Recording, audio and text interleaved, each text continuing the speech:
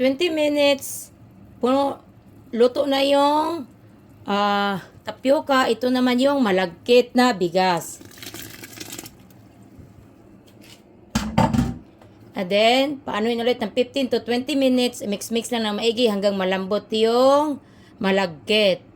Na malambot na after 50 minutes yung malagkit. Kaya ilagay ko na yung gata.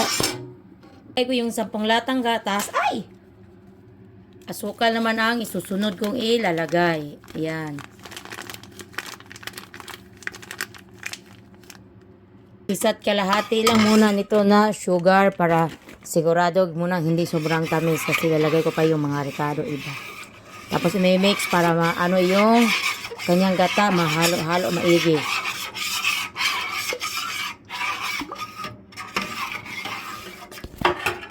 Na yung gata, na wala nang buo-buo pati yung asukal. Yung susunod ko naman ilalagay ay yung bilo-bilo na naman. Okay. Ilagay ko na yung mga bilo-bilo. Ayan na. Hintayin ko muna paanuhin ng konti.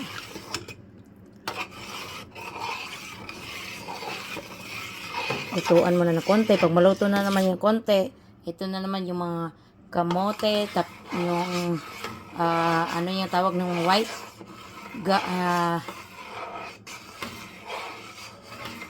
Yan na naman ang isusunod. Yung mga kamote niya. Yung ibang ricado. Tapos ng maluto ito konti, ano ko muna ng mga 2 minutes para hindi magbuo-buo.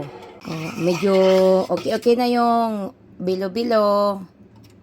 Pwede na naman idagdag yung itong mga kamote niya. Ito nga at palalambutin ko na naman. Kailangan sige ka lang halukay kasi titigil ka sa halukay, ano siya tututong sa ilalim. Oo, gusto niyo kumain ng sarap, maghirap din kayo, di ba?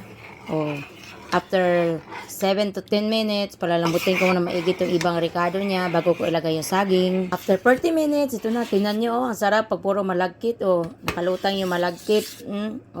Luto na yung mga ricado niya, ilalagay na naman yung saging.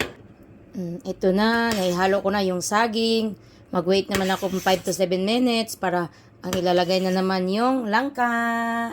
Langka. After 5 minutes, luto na yung saging. Ilalagay ko na naman yung langka. 2 lata to na langka. 2 hours. Tapos na. Luto na yung sa Bisaya, binignit. Sa Tagalog ay bilo-bilo. Yung kung tawag sa Ilocano, Pampangan, bilo-bilo daw. Bilo-bilo rin.